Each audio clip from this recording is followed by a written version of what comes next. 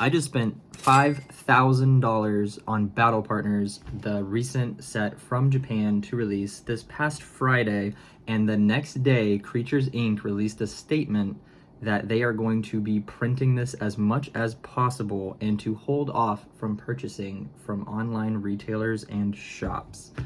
I'm Josh with Pokevio, owner of Pokevio TCG LLC, and I am an online reseller.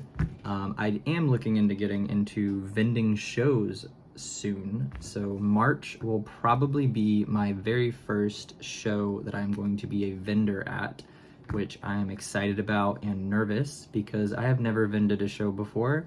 I've seen a ton of vending live streams. I've been to card shows, so I've seen vendors, but I've never actually done it myself.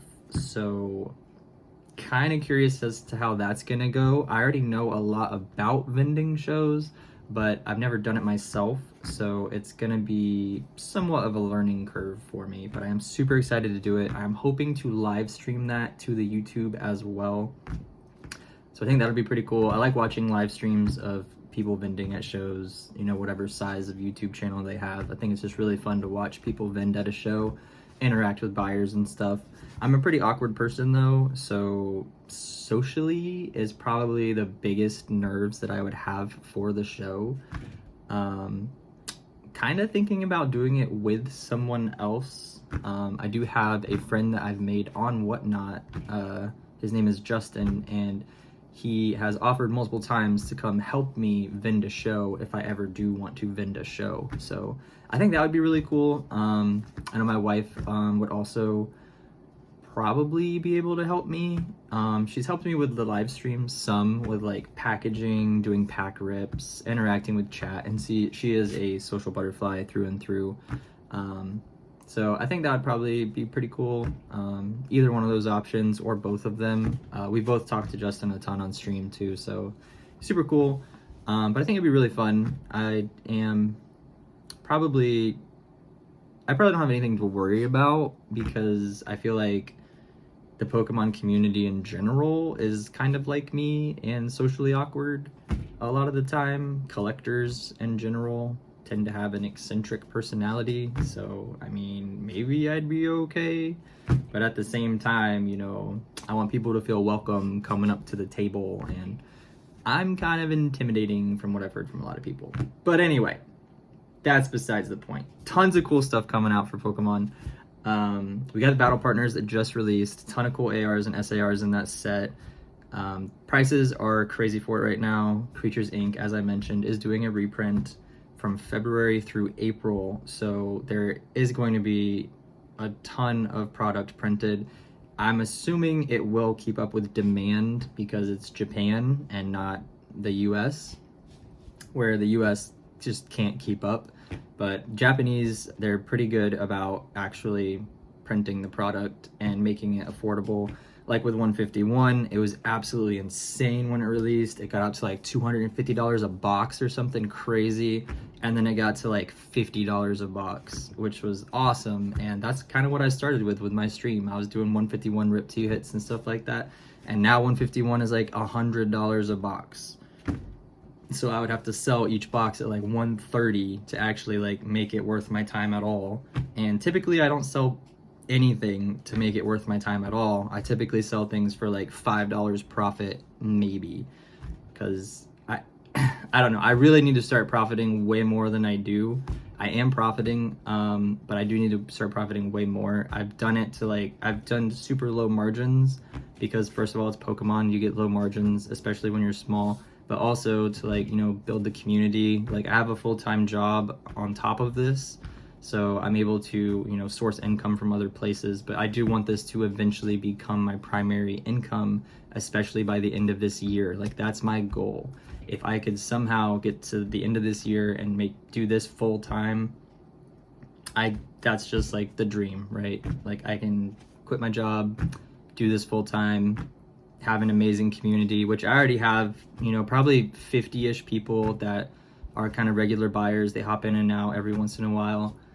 Some streams are really slow depending on the time you stream, so, but it has been a really cool community building project, if you will. I just think it's super cool that this can be a business, but also it's about relationships, which I think business is always kind of about that. So you can like build different friendships with different people from all over the US through live streaming and content creation.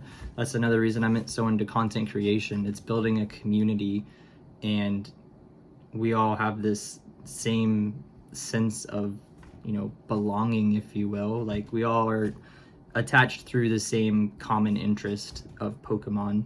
And I just think that's super cool. And the way of news, what we have coming up for Pokemon is just a bunch of really awesome sets and content for everyone. You have Pokemon Legends ZA coming out for Switch 2 or Switch 1, either one. Switch 2 is backwards compatible, so it'll be fine anyway. And then we have, that's for the video games, and a black and white remake potentially coming out maybe later this year, maybe next year, but that has been rumored and speculated about because of the black and white sets coming out on June 6th and then July 18th for English. That hasn't been confirmed to be the black and white set, but pretty much every time Japanese comes out with a set, the English set follows suit. Like that's just the mirror of that set in English the next month. So it is very likely to be black and white, and they've already released that like 2 different ETBs are going to be out for that, so that just completely lines up with black and white ETBs.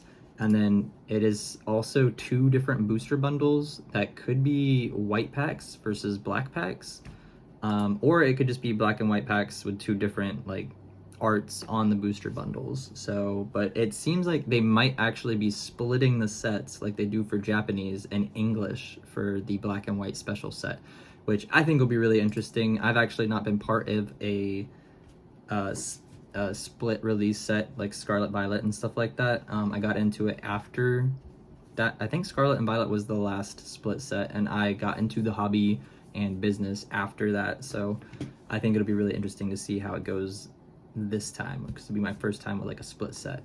Also coming up, we got Team Rocket Journey Together.